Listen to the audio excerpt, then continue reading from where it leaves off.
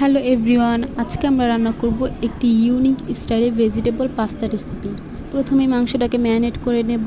লেবু রস, আদা রসুন বাটা, জিরা বাটা, স্বাদ মতো লবণ, এবার দিয়ে দেবো মরিচের গুঁড়ো, টমেটো সস,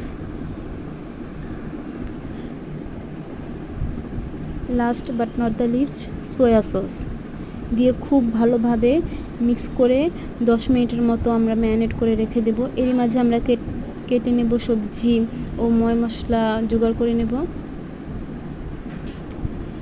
দেন আমরা একটা পাত্রে কিছু তেল দিয়ে ডিমটাকে স্ক্রাম্বল করে নেব আলাদাভাবে। এরই মাঝে একটু খেয়াল রাখতে হবে ডিমটা যেন ওভার কুক না হয়ে যায়, তাহলে একটু রাবাটের মতো হয়ে যাবে। দেন একটা পাত্রে আমরা ঢেলে নেব। সে একই কড়াইতে আমরা একটু তেল দিয়ে ম্যারিনেট করা মাংসটাকে ভেজে নেব। অনেকে কষিয়ে নেয়, আমার মনে হয় কষানোর থেকে ভেজে নিলে বেশি ভালো হয়। আরেক চুলায় দিয়ে দিলাম পাস্তা সিদ্ধ হতে হতে এরই মাঝে আমাদের হয়ে গেল সেই মাংস ভাজা হয়ে এলে সে একই তেলে দিয়ে দিব পেঁয়াজ কুচি।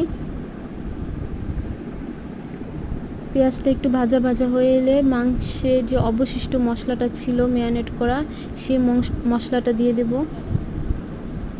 মশলা দিয়ে হালকা একটু কষাবো, বেশি কষানোর দরকার নেই।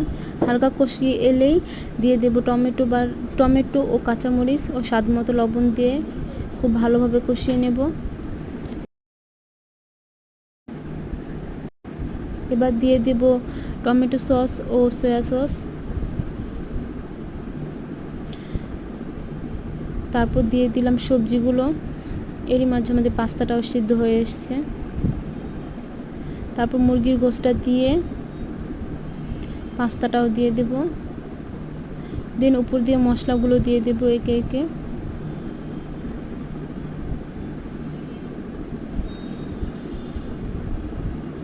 মশলাটা দেয়া হয়ে এলে একটু নাড়া দেব। লাস্টে অ্যাড করে দেব আমাদের সেই ডিমের স্ক্রাম্বলটা। এবার খুব ভালোভাবে মিক্স করার পালা।